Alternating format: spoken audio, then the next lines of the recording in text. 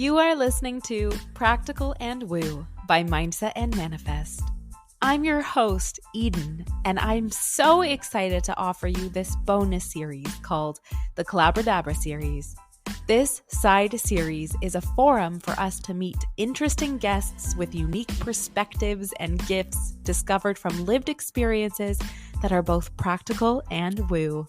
Let's dive in.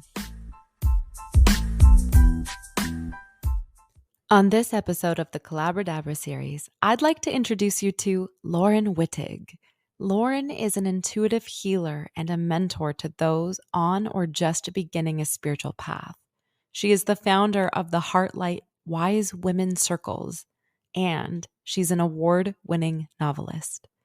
Laurin loves to combine her healing skills and her story skills to help her clients reveal the stories that no longer serve them in their mind, body, or spirit. As healing happens, new stories are discovered, enhancing and supporting the transformation into a healthier, more joyful, and heart-centered life. This is the same journey Laurin took to health and her heart-centered purpose, and it brings her great joy to be able to assist others on their journeys to joy as well. Hello, Laurin. It is such a pleasure to welcome you to the CBRDBR series on Practical and Woo. How are you today? I'm great. I love the name of this series. It just makes me want to giggle. So I'm really happy to be here. That honestly makes me so happy. I came up with the name for it like many years ago and didn't know what it was for. And then all of a sudden it became known. Mm-hmm. I feel like you are a very probably great person to talk to about that kind of thing. Oh, yeah. Being an intuitive healer, a mentor, a leader of women's circles, as well as an author. I was actually taking a look at your Kindle accolades and your book covers, and I'm very interested in the fairy tales that you bring to the world. We didn't get to talk about this at all when we first met. No. Are you open to talking a little bit about your storytelling? Absolutely, because storytelling is so pivotal to the work I do, and that's where I learned how to tell a story. So yeah, no, I love to talk about my books. I just don't bring them front and center very often. They are calling out to be front and center right now. I know I totally put you on the spot with that one. That's fine. I wouldn't have author on all my bios and stuff if I wasn't willing to talk about my books. Perfect. That's beautiful. So I would love to hear from you how you got into storytelling, how it is, I guess, the channel in which you help bring healing, how it's the medium in which you bring what appears to be incredible stories about strong heroines on their adventures to the foreground. And I just, as a full transparent moment, I have not read any of the books, though I am now suddenly very interested in doing so. Good. Yeah. I will have to say they're good reads. Yeah, I was, even as a child, I was obsessed with story. My dad used to read to me when I was really little, and he would do voices and, make it fun and bring things to life. And he particularly loved wordplay. So there was a lot of Dr. Seuss. So I found a lot of joy in stories. And the life that I was living in a very volatile family, stories were a way to kind of escape and to try on other lives. I was really big into being in plays for a while when I was a kid too. And I remember my mom asked me once why I liked it so much. And I said, because I get to be somebody else, So there was that. And I was handed books by my family regularly. And I think this two books really got me into the idea that I wanted to be a woman who was doing something with story. One was the Nancy Drew Mysteries, which I read when I was about 9. And I was obsessed with Nancy Drew, and she was so great. She was so smart, and she had all these friends. And then a little bit later, a couple of years later, my mom handed me Little Women. And I wanted to be Jo March. Now, Jo, if you haven't read the book, first of all, you should. Second of all, Jo was the heroine and Josephine, and she was a writer, and she wanted to be a writer, and she struggled to be a writer, and she had to take care of her family and all these other things too. And I always sort of held that as, an image of what I could be. Oddly, though, I didn't consciously think about being a writer. It wasn't until my husband saw me throw a book across the room one night because it was so bad and I was so pissed off that I'd spent money on it. And he looked at me and he said, "Why don't you just write your own?" And it was like this curtain went back and I went, huh, I could do that, couldn't I? It had never occurred to me. I don't know why, because Jo March was right there. But yeah, so that's when I started trying to figure out how to tell a story. I had to learn how to tell a story. And it took me a year. Oh no, it took me years to figure that out. But I also was, starting off in a career, and then we had kids, and so there was all of that life stuff that came along too. But I finally discovered romances. And romances are books that get a lot of denigration in our culture, because they are written by women, they're written for women, they're published by women, they're edited by women, they're marketed by women, they're agented by women. It's an all-female, not exclusively, but it's probably 98% female part of publishing. So of course, we got paid the least, and yet our books sold the most and supported all the literary and other kinds of things that the publishing houses wanted to bring out that gave them, status. But it was such an amazing community of collaboration because women like to help each other, right? We like to share what we know. We like to assist if somebody's got a problem. How can I help? It's sort of, not every woman is like that, obviously, but it's, in general, that's our nature. We evolved collaborating and supporting each other. And I fell in love with the community. My best friend of over 20 years, I met in that community.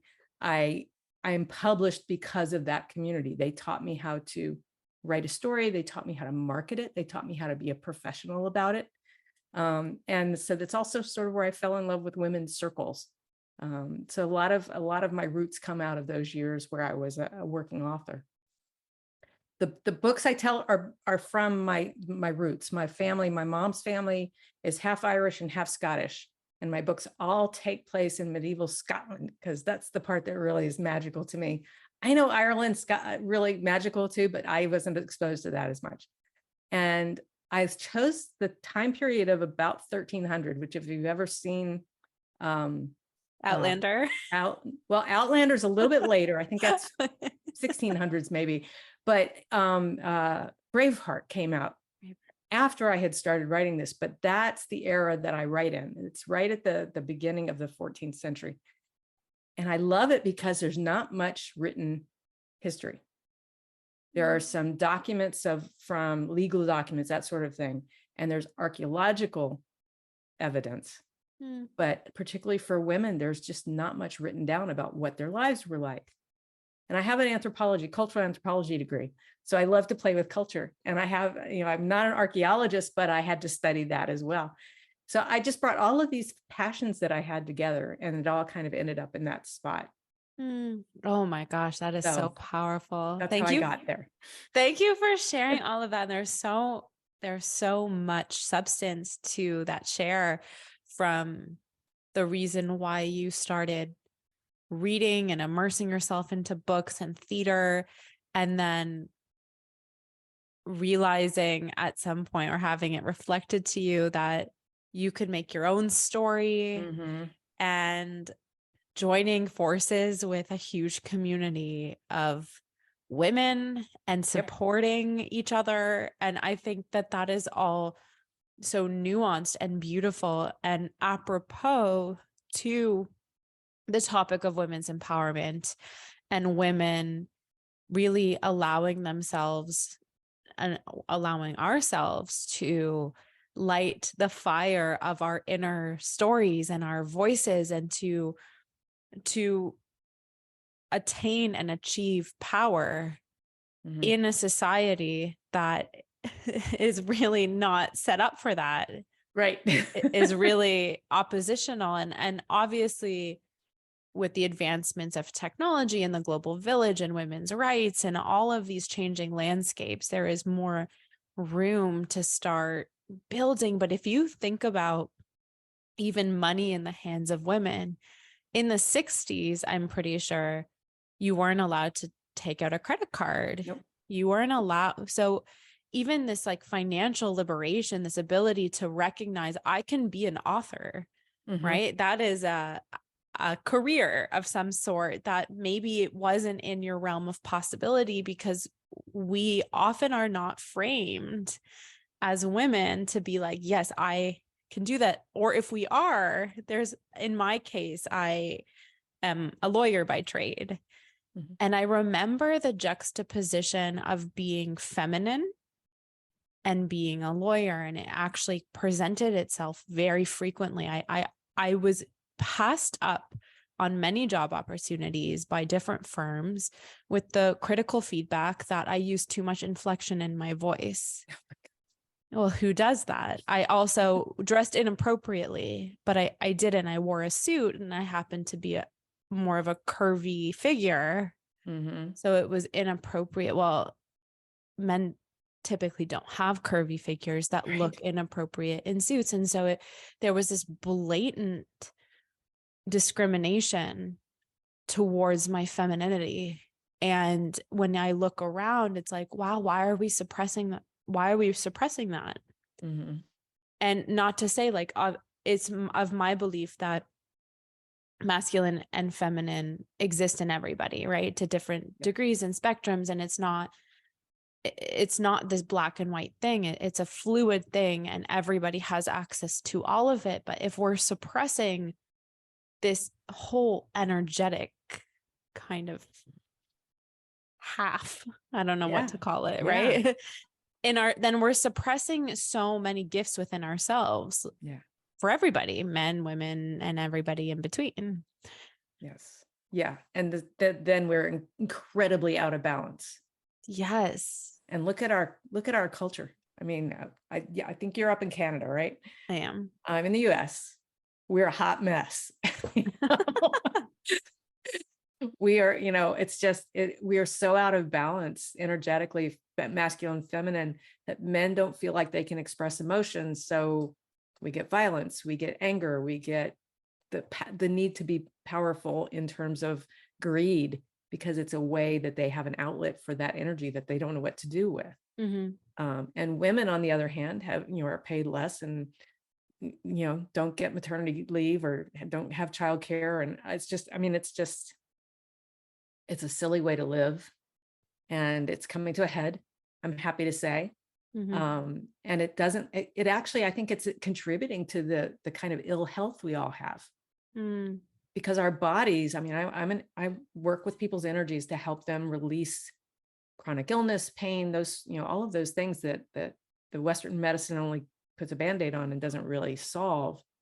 But by balancing the energy of the body, which is masculine and feminine, that masculine energy of going out into the world and doing stuff, and the feminine energy of nurturing.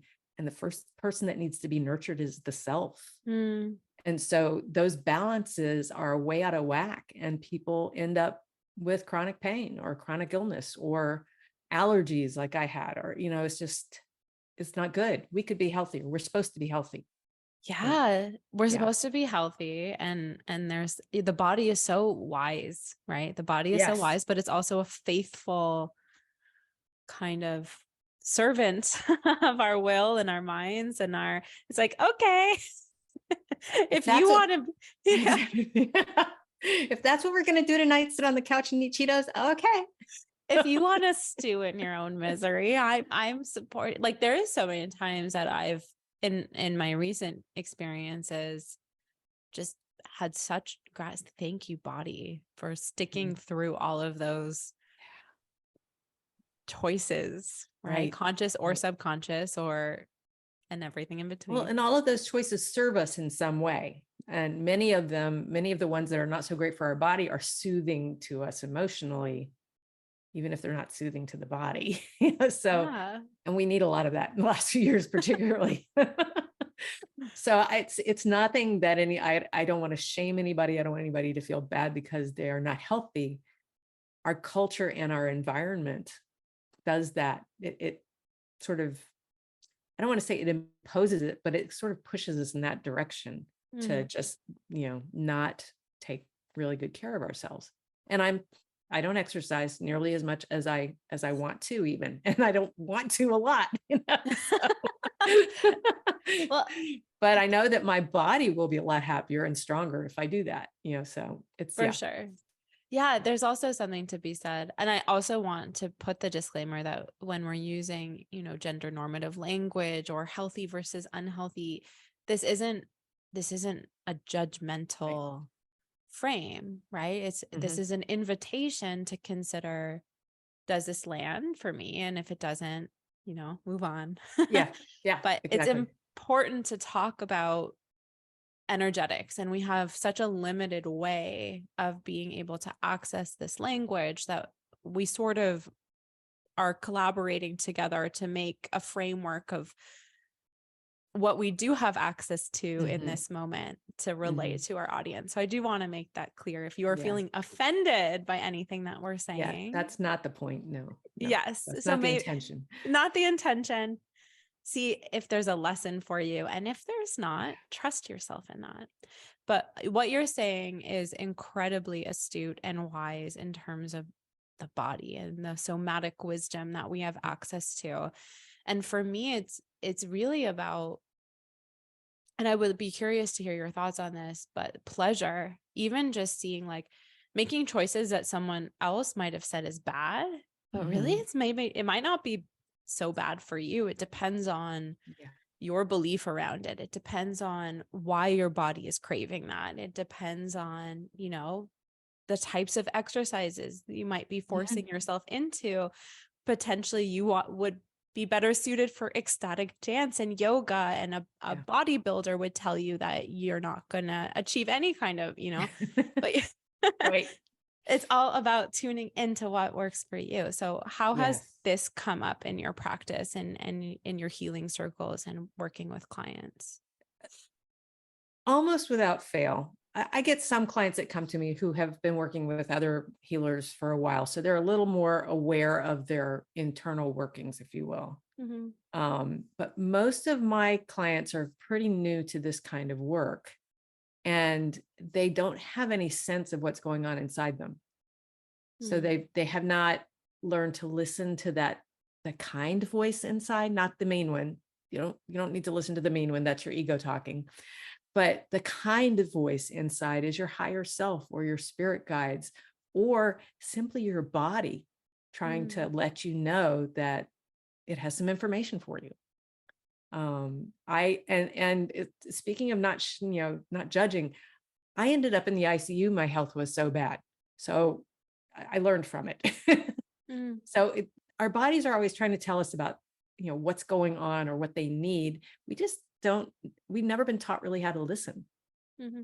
And so that's where for me, it took meditation to get quiet enough to begin to hear that kind voice that was inside me.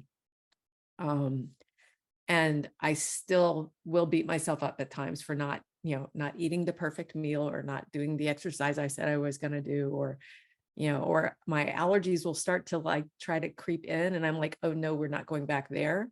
But that's where I go, okay, what fear am I approaching? Because for most of us, if you've got allergies, it's about protecting yourself from the outside world. Mm-hmm. And so those allergies tend to keep you contained. You want to avoid things. You want to avoid what you can't eat. You want to avoid, for me, grass, trees, pets, dust. It's like, let me just avoid everything. Um, Uh, but the beauty of those problems is that it gives you an opportunity to turn inward, and instead of, and I did this for years and I still slip into it, instead of saying, why is this happening to me? What's in this for me? mhm. And usually there's a lesson to learn. There's a piece of wisdom you need to carry forward. There's a story you're carrying around with you that is not serving you anymore. And those we call beliefs, right? It's just a story you keep telling yourself till you believe it. And our body will tell us when those things are no longer useful to us and they're now harming us. They're now creating pain. Your body will be very subtle, but if you don't listen, it kind of cranks it up, right? So if you have that nagging little pain in your toe, but you decide that you're just going to ignore it, and then it kind of creeps up into your ankle and now you're limping around a little bit and you're still going to ignore it, the next thing's going to be your knee, or you'll fall, or you'll get something that, you got to go see a doctor about. Well, they're going to help you with any kind of infection or a break. There's places where Western medicine is very, very useful, but they're not going to get to the root cause of why it started. Mm-hmm. And so Which then is it can happen always spiritual, emotional. Yes. It's always spiritual, emotional, energetic. I would add that trifecta, because they're all very much the same. Yes. And so traumas create pain in the body. Yeah. And you may think you're over it, but if you have not gotten down to the deep, dark core of it, and none of us like to do that work, it's gonna creep out in weird ways. And so I love to work with people who have been in pain for a while, because I can help alleviate that pain pretty quickly if they're willing to work with me for a while, because we can kind of peel back the onion layers of the belief systems and of the stories that are being told. And we can begin to unknot those and clear them. And then that makes room for a new story, right? And stories are powerful. Our brains are literally wired to learn from stories. Speak more on that. I would love to hear more on that. I wish I still had the book. I don't know where it is, but there's literally a book called Wired for Story. And it was written by a woman. And she came and spoke at one of the conferences I was at as a writer. And our brains are designed to learn best in story form. So what do we do with little kids? We tell them stories. Yeah. The Bible is stories, right? The classic books are stories, and there's always these lessons, because in a good book, your protagonist has to go through hell for a while to learn something he or she really needed to know before she can have the life she wants, right? Yeah. So we learn from those stories. If we're holding on to a story that protected us when we were children, which is what I did. My parents were a narcissistic mom and an alcoholic father, really dysfunctional family, multi-generational kind of trauma. And I felt like I was safest if I was unseen and unheard. And it took me until my 40s to realize that. It took me until my 50s to go, I don't have to be that way anymore. Because you begin to feel like you're a victim of those stories. Yeah, right. I have that story. There's nothing I can do about it. That's the way it's also all you know. Right. So I know for me in my journey, there's been so many. One of my gifts that I'm so grateful for is being able to see the pattern of what happened in here to what happened out there, or the pattern in someone else's life where, this is too coincidental. And now I've been in the world of reality creation for so long that I know it's not coincidental. Right.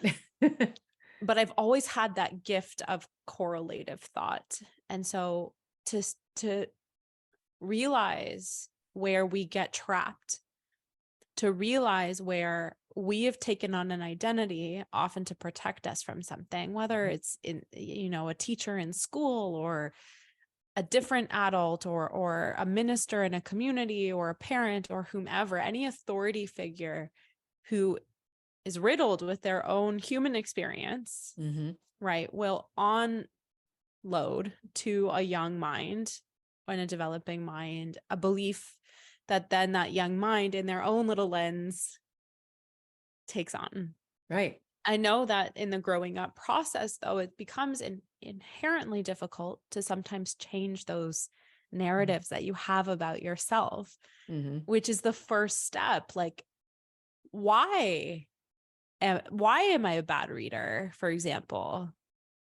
Mhm. So and so said I was a bad reader. I'm bad at reading. Right. That doesn't have to always be the case. Maybe you read differently, Mhm. right? And that language and that changing. So how have you noticed in your practice people's kind of illuminated epiphanies, I'll say, about the stories that they tell themselves and then watching the transformations or the shifts? What are some examples you can give on that? It's interesting because it's often it's subtle, and often it's like, I know it's shifted. The person knows it's shifted, but hasn't really taken that in completely yet. Mhm. So it for me, the people I worked with, it's usually another week or two after this big shift happens, after we find the problem and bring it up. I call it bringing it up into the light, process it properly, agree that this no longer serves, and then I help energetically. I help to clear it. Mhm. It takes a little while for a new story to start to take place, for one thing. So there's a kind of a void there, and as that begins to come together, the person's I mean, I've had people come in with my miracle client, I call her. She had RA, osteoarthritis, and I can't remember. There was a couple of other chronic things that she'd had since she was a child. Mm. When I met her, she had just come out of 8 years of being bedridden. She was younger than me. Um, and when I met her, she was frail. She was in a great deal of pain, and she was very, very stooped over, very protective kind of posture. I started to work with her, and the very first time I did, she got off the table and was standing up straight. She was like,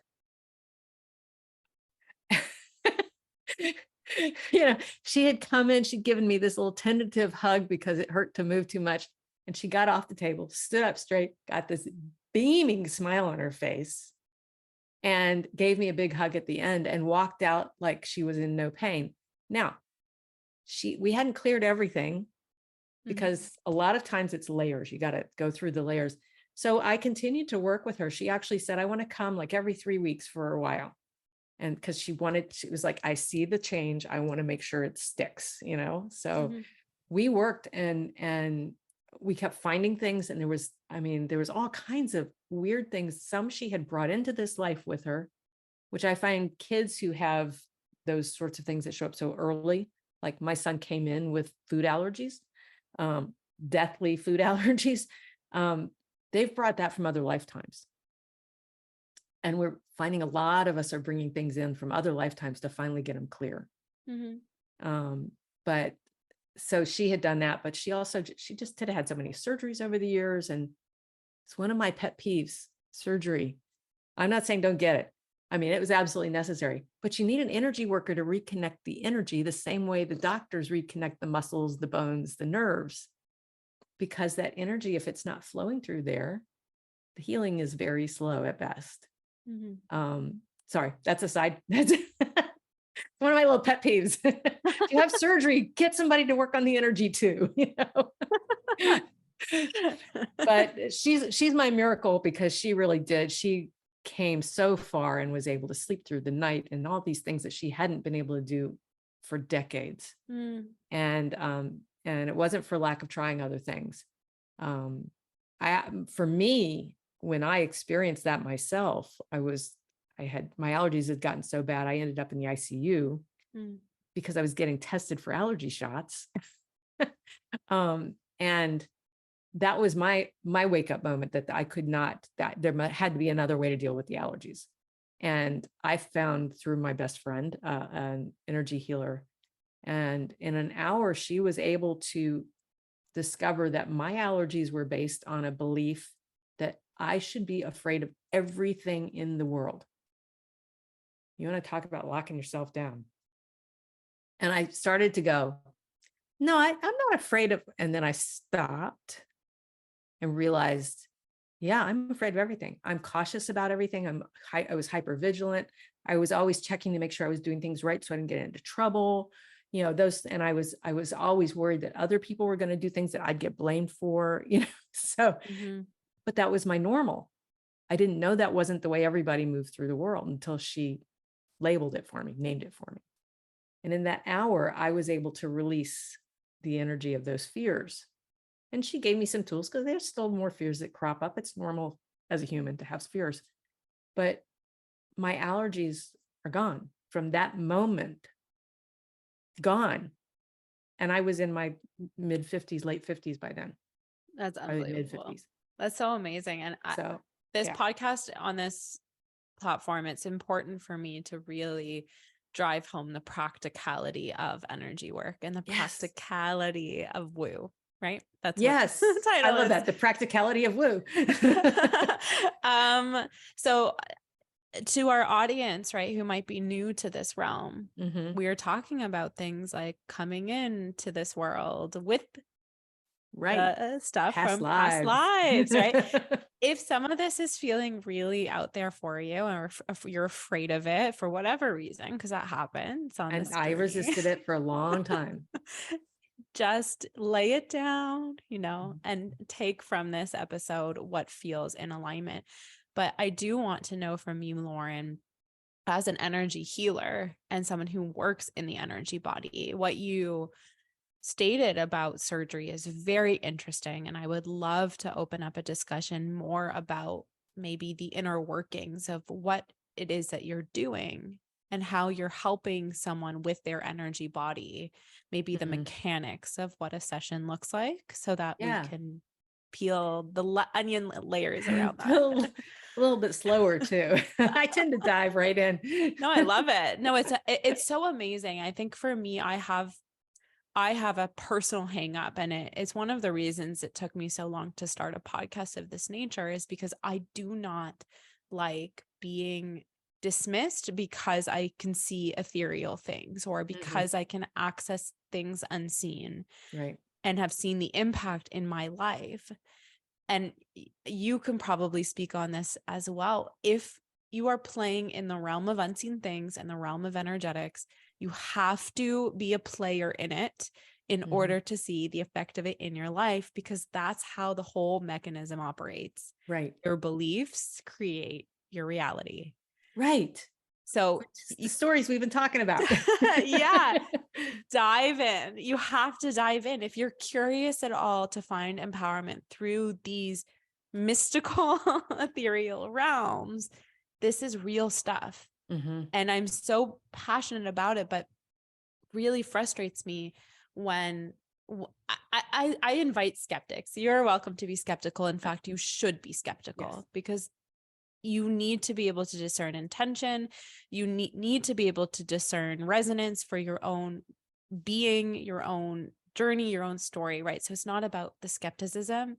For me, it's the closed-minded, like absolute write-off. And maybe it's a witch wound from the Salem trials. I'm not sure. Could be. Yeah, I think that's some of it, because a lot of us, particularly those of us who come in as healers, do have past lives with a lot of trauma in them that is cocooned around the healing work.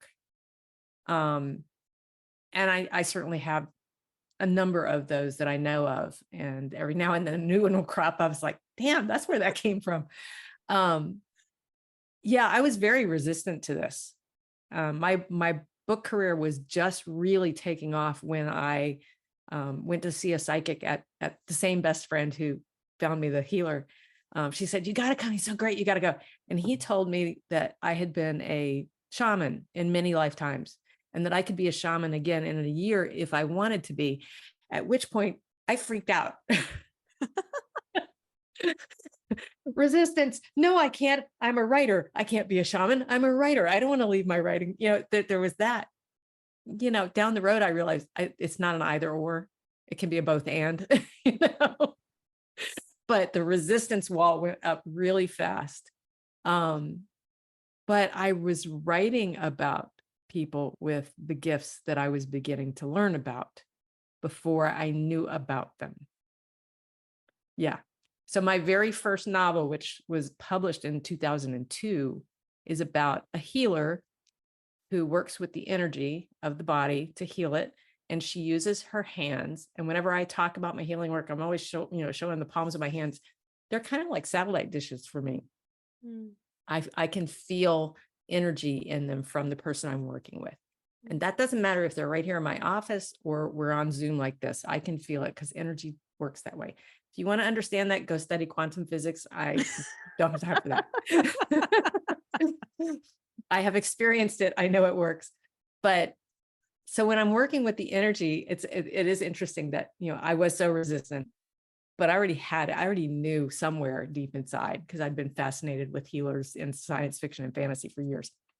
But when I started kind of playing with energy, and I love the word playing because I mean it, let's play with this. Doesn't have to be serious. You don't have to get it right. It's just, for me, it came out of that shamanic suggestion because I fell in love with trees and I could feel their energy and I felt it through my hands. And I literally would go and put my hands on it and just wait. And it would be like a warmness kind of running up my hand. And then I began to hear trees who are really funny. I had a pine tree tell me that the pine trees thought the deciduous trees were lazy because they needed a nap all winter.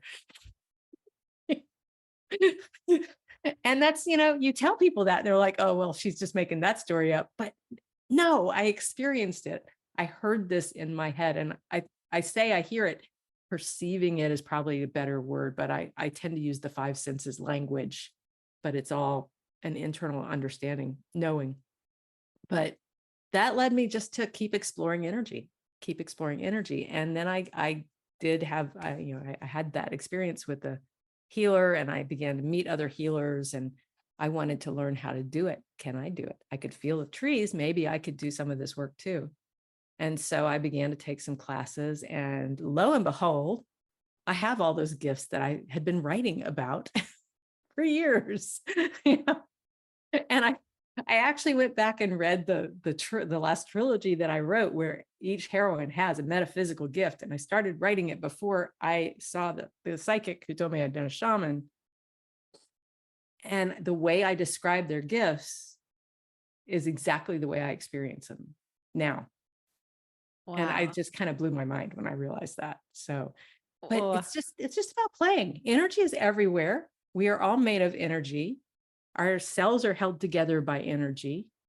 Our thoughts are energy. Your heart is an electrical thing. That's energy, And so, and I'm married to an IT consultant who has a civil engineering degree. You want a more logical person, a more person going, I don't know about this.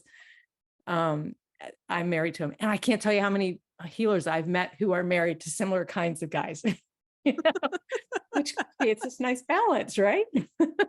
100%. It gives that skeptical framework in which you can then accelerate your ability to ground the work, I think is what it's for, really. Yeah. So anyway, I don't know if I answered your question. You definitely are giving an incredible discourse here, and that's really what this is about. And so one of the things that I heard you say that I want to reflect back is follow your fantasy. You're a fantasy writer with an interest in these things that you can now do in your life. I know for me, when I first accessed my first spirit animal, and I got this, I was invited into this process by an Indigenous American person. And so, spirit animals, I do want to say, come from the spirituality often of Indigenous communities. And I do want to recognize the importance of honoring different modalities that you try and making sure that you do it with high integrity and intention. And so she invited me into discovering my spirit animal, and my very first spirit animal that I discovered that I have is a male lion. And coincidentally, that was my favorite animal growing up. And so then I started tracking some of my friends. What are your favorite animals? When you grew up, one friend was a crab. And when you look up the metaphysical symbolism of the crab, it was like exactly that person. And so you follow your fantasy, follow your curiosity, because these things exist on an entertainment plane, but really are potentially an invitation to connect to your own spiritual gifts and your own wisdom. And writers are tapped into, we call it the flow. It's energy, and I know now that most of my books were channeled. I didn't know that at the time. I thought they were hard work because I wasn't, if I had known I could just channel it, I just would have, but I needed to learn how to craft a story, and and that's been very useful to me. But I loved Star Wars. I was a senior in high school in 1977, and the original Star Wars came out that May, I think, right at the end of my senior year. And my friends and I went to the second showing in Washington, D.C. on the opening night. And the minute I heard them talking about the Force, I went, that's what I believe. That's what I believe. I'd been raised in a church, didn't really go anymore at that point, but it just resonated with me. Writers tap into that. Sometimes it's called the zeitgeist, that energy that's everywhere, and receive information. And we think we're being super creative, because we've got this idea and it's great. And then you see that 6 other people got the same idea for the book and they've written it in their own way. It's like, it's really weird how that happens. That happens. It's so in spiritual language, and you're welcome to go, right? Look up quantum physics. In my podcast, if you go listen to the episodes, there's always like 0 point field. Look it up in quantum physics. And I always have those little invitations as well as what you said. I can't explain this to you. I am not a scientist. I'm not a scientist. I just know that it works, and I can give you as much language I have access to help you understand it too right now in this Exactly. But even so, in spiritual terms, the zeitgeist would be the Akashic records. Okay. Yeah. The Akashic record. And so is basically the energetic library of all that has existed, is existing, or will exist up to the point of the expansion of energy. And so you'll see, like, if you don't take action on your idea, it will channel into somebody else. Yes. That's when you like have an invention and you're like, that would be cool. And then someone has made it like within a few months. Yeah. Right. Yeah. And it so happens. It's crazy. Yeah. And one of the channelings that I received early on through somebody else was that if you have an idea and you don't act on it, that idea is going to get tired of waiting for you and it's going to go find somebody else. It's like, oh. Not to scare you, there's plenty of more you can tap into. You just might have to find a new one. Yeah.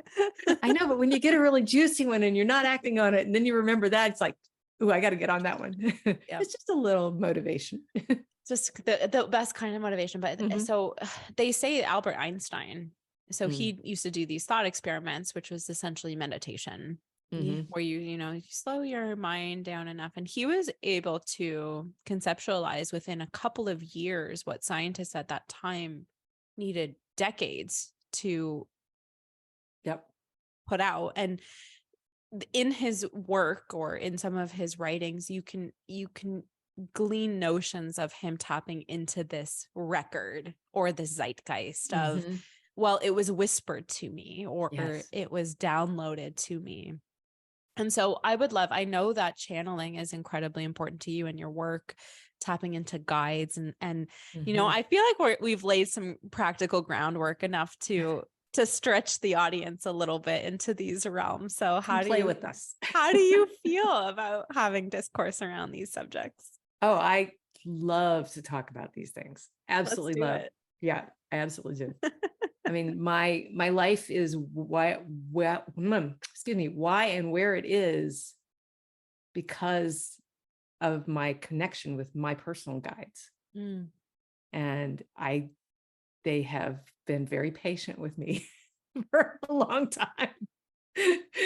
They're like, yeah, Laurin, you'll be okay with that. Just give it a try.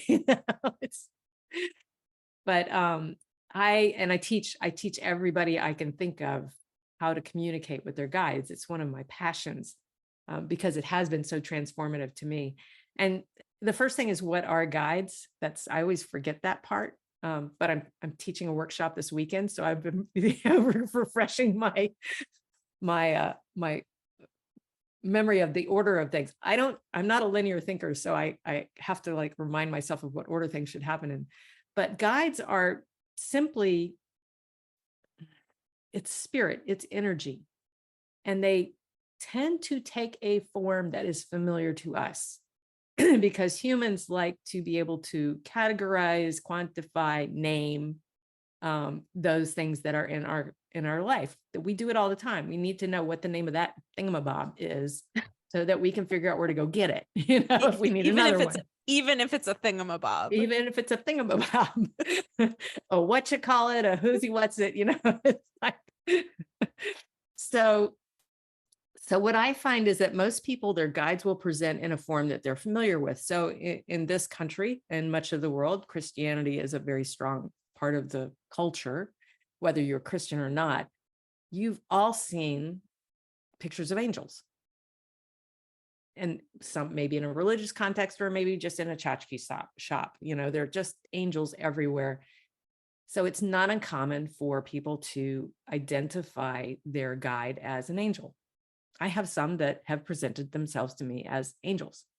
And mostly that's just to make it easy. It's so we can, because it's not a concept we have any language for, right? So if we can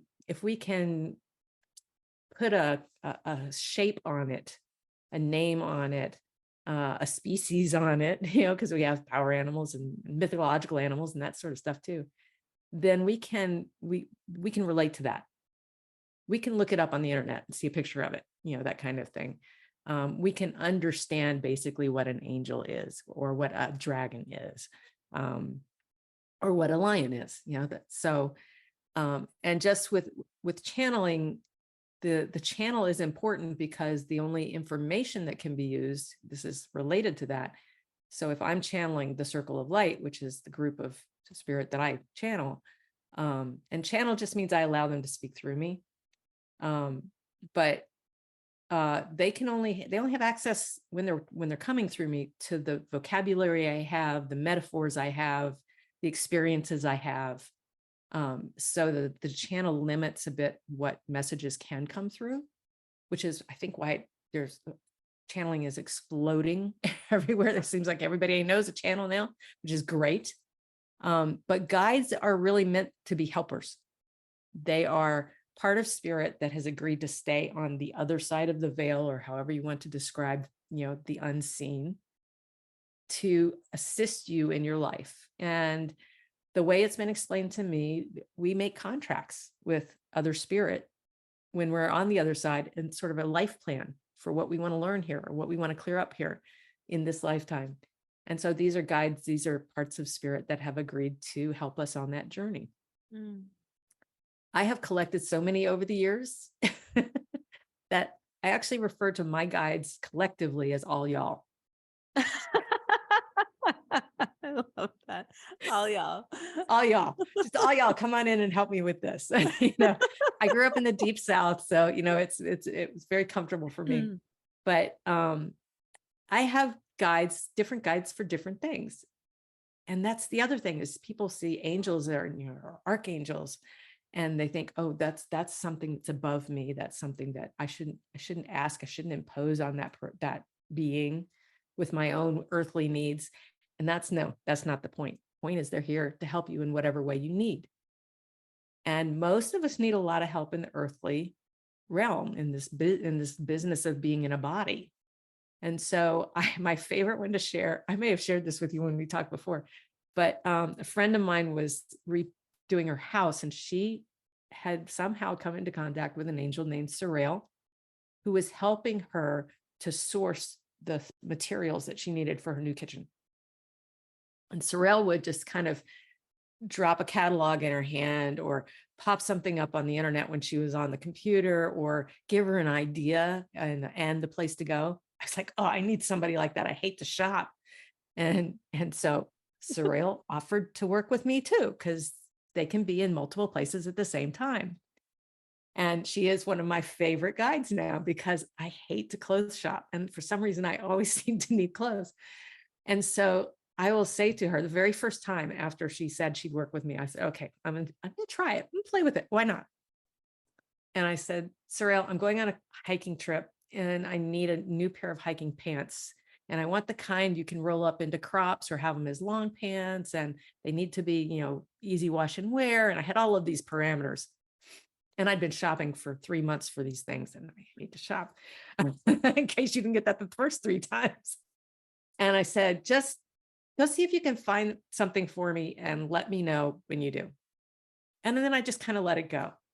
And I figured, it doesn't hurt to ask, right? About 2 or 3 days later, I'm sitting at the kitchen counter having my lunch, and I get this sudden, like a zing. I have to go shopping. And I know exactly where to go. I mean, we only have one mall here in Williamsburg, so it's not but I knew which store, I knew where in the store to go. And I didn't, beyond that, I didn't have anything specific, but I knew I had to go now.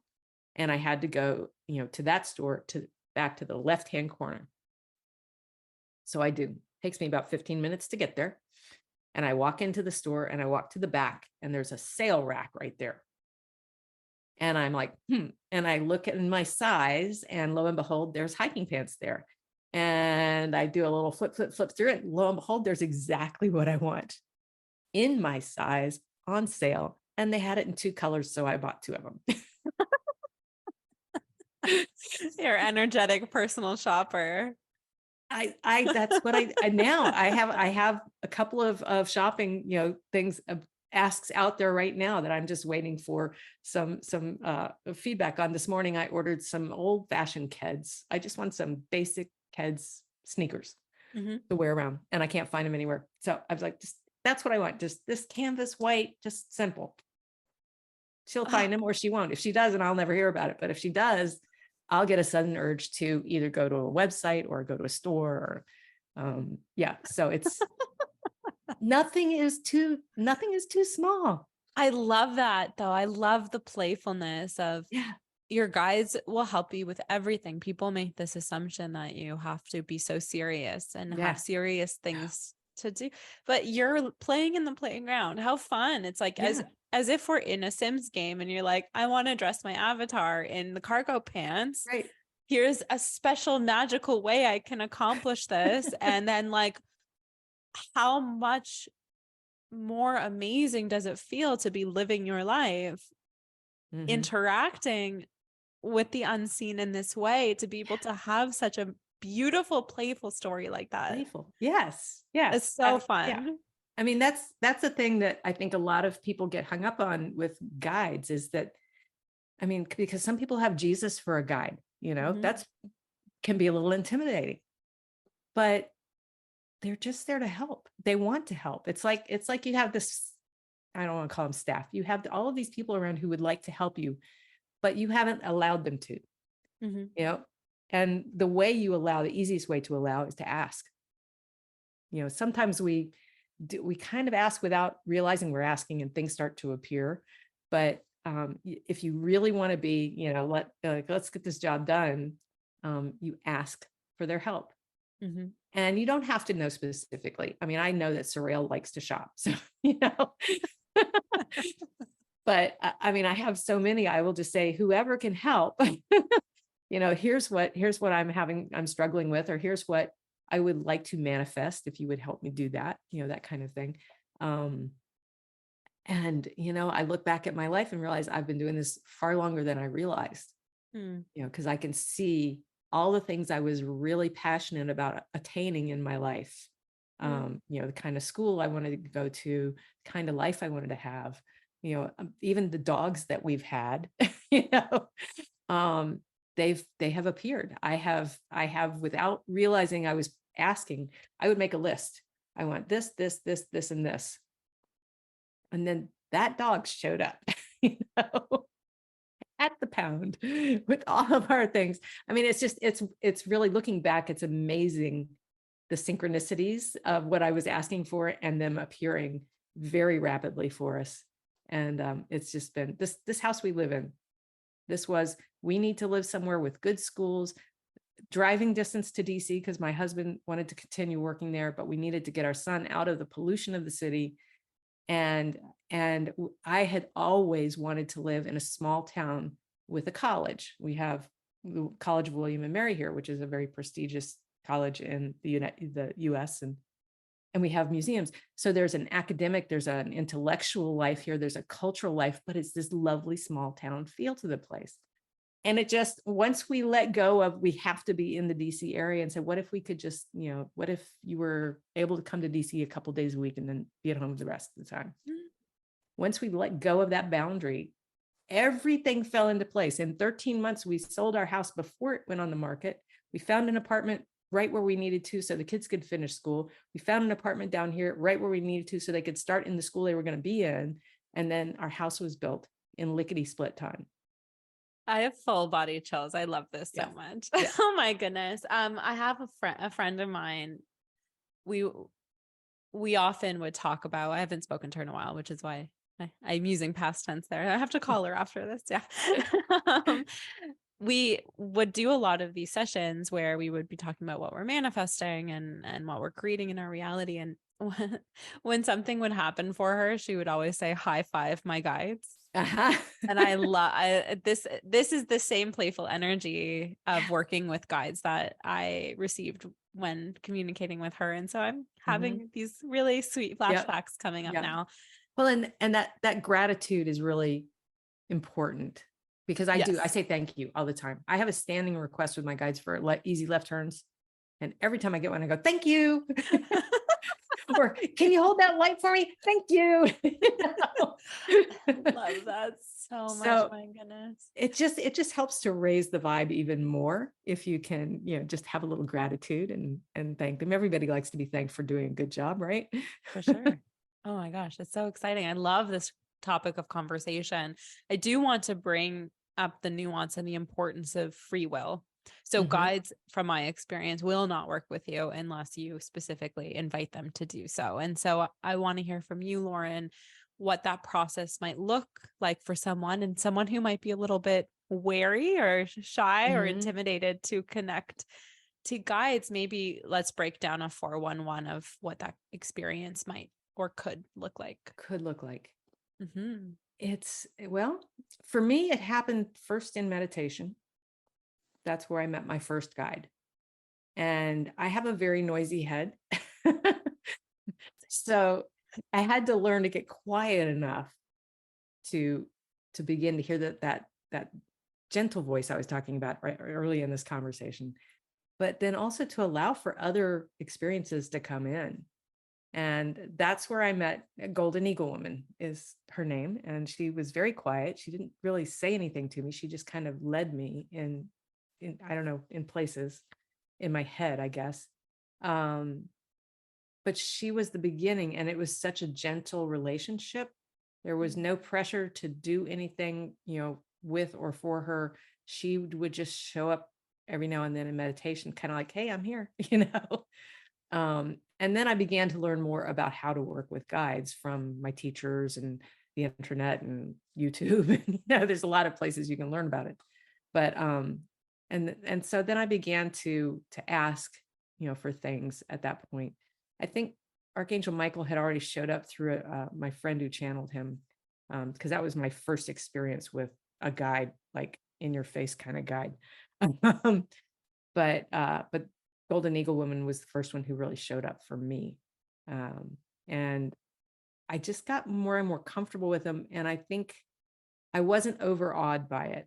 And I don't know why, because that is a kind of resistance. It's like, you get that, who am I to have a guide that powerful, or who am I to talk to this, to, spirit, this kind of thing, especially depending on what kind of religion you grew up in. That was a gatekeeper usually between you and spirit. So if you can keep the idea of play and be open to the idea that things that float through your head are real, and that you need to get curious about them, look for synchronicities, because those are messages from your guides. And then I'll share one other story with you, because I could totally be on board with all of this woo when I was with my friend, or I was with one of my teachers. And then I would get home in the energy of my engineer IT husband, and I would start to doubt myself. Like maybe I just made that up. I'm a writer. I have an amazing imagination. Maybe I just made that up. And I would doubt things. So I finally said, and I don't think I was specific. I just asked my guides, general, all y'all. I don't think they were even all y'all yet. But I said, I need a sign that there is magic in the world. And I asked for feathers because that was something that I knew exists in the real world. But they are very magical to me. I mean, flight is just, it doesn't get much more magical than that to me. So I asked them to bring me feathers when I was doubting things, to remind me that there was magic in the world. And then the feather deluge started. I got so many feathers. I was finding them everywhere. Big feathers, little feathers. I go walking with my dog and we'd find 4 or 5 feathers on a walk, and it was just crazy. And even, I mean, there's seasons where birds are losing feathers a lot. I'd find them not in that season as well. I had a hawk feather standing straight up in this grassy area that I never walked by, but for some reason we walked there that day and it was just waiting for me. It was this beautiful hawk feather. So, and I walked out of a restaurant one day, I had a little white feather float down out of a clear blue sky, nothing above me, just floated right down in front of my face like this. And I had been with my mother, which was always difficult. So, it was, and I was like, oh, right, there's some magic in the world. This is not all there is, And I finally, about a year in, I said, okay, thank you very much. I have enough feathers now. No, because I have vases of feathers around my house. I mean, it's just nuts. And so every now and then now I find these little tiny feathers every now and then, little bluebird feathers or other brown bird feathers and stuff. But, and I always say, thank you. I always say thank you because it's like, I remember, I know this now. Thank you for the reminder. I love the feathers. I'm going to leave that for somebody else now. But being playful, but also supporting yourself in this relationship or by accessing this relationship. For me, I needed support because I did not live in a community of woo.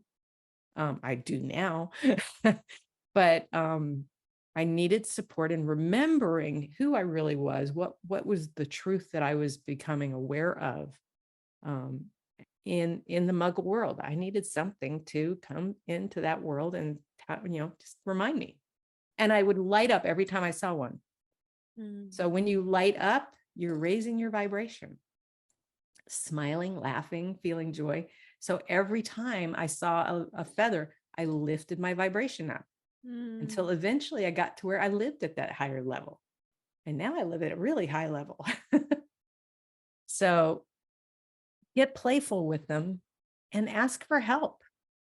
I mean, it can be shopping for clothes. It can be reminding you that you are a magical being. That's so articulate, so beautifully spoken. Your energy, I reflected this to you when we spoke last. You were so warm and accessible and gentle, and you absolutely felt like the perfect person to stretch our audience, our practical naysaying thinkers. No, it's not all of you, I know, but I was. me too. Me too. Yeah.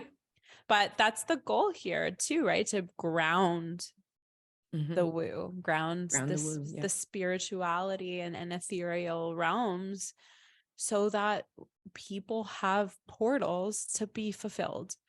People have portals to be living pleasure-filled lives and in wellness, because that is our natural state of being. And we have fallen so far off that course.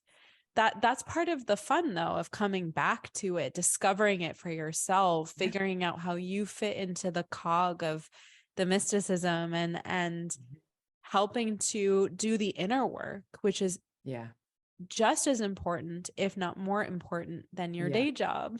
I would argue it's the most important thing you can do. I agree. Yeah. Because it will affect everything and everyone around you.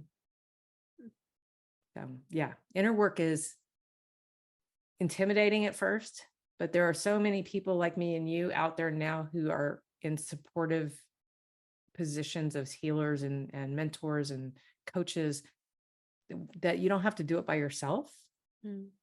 And the one thing I really love to say to my clients is that you can, if you've had a traumatic experience, you can let go of the pain, but you can keep the wisdom. Love that. Yeah, because that's the whole point of going through those traumatic things, is there's something for us to learn from it. And until we understand that, we're not going to get rid of the source of the pain, because that's why it's there. So you can let go of the pain, and that pain can be emotional, physical, mental, whatever kind of pain you're experiencing, you can let that go. But you get to keep the wisdom without all of that emotional ramification that often we hang on to, the story of the pain that we Yes. hang on to. Yes. So, Oh, brilliant. Okay. So we are, I can't believe it, but we are about time here.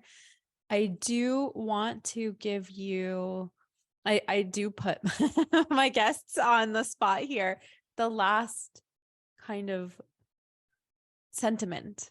What is the takeaway that you would like to relay from our collaborator today? I think that what I'd like to leave everybody with is that we live in a hard world. We do. But it's not all there is. And we are changing it. Every time we have these conversations and they ripple out to people and it lifts them up, it opens their hearts a little bit. I mean, it even affects nature, right? Every time you laugh, you are lifting up. Laughter is contagious, right? So now you're lifting up everybody else who's laughing. Anytime you can do something to make yourself feel better, you're helping everybody around you and Mother Earth herself. And so have fun, play. Yes, there's icky stuff in the world. It's not going away immediately, but it is going away. And I think that's something that I keep getting through the channels, is that we are already changing the paradigm that we're living in. Mm. We're just not seeing it on the news.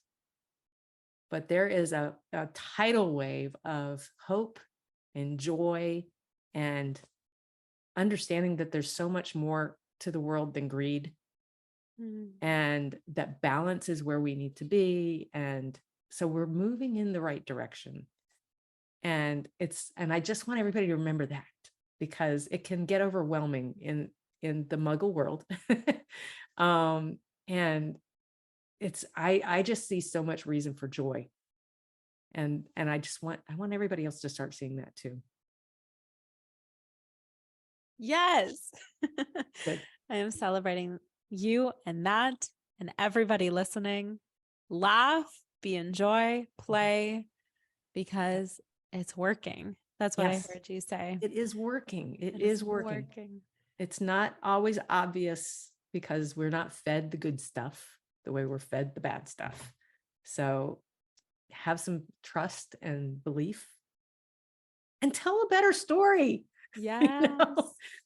Start making your own story, make it better, make it a better world. And together we can create an awesome story for all of us. I have full body chills. Affirmation, confirmation. Love it.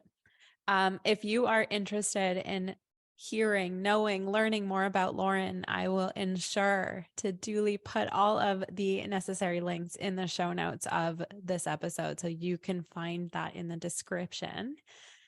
Website, social media, and whatever else whatever else will be included in all of those links. Yep. And so you are more than welcome to reach out and follow Laurin's journey. And also, you might join me in reading her books because they sound fantastic. They're fun. With all of that being said, thank you so much for being here with us today. It has been such a joy. It has been such a pleasure. Yes, I agree. It's always fun to talk woo. It's always fun to talk woo. And to our audience, until next time.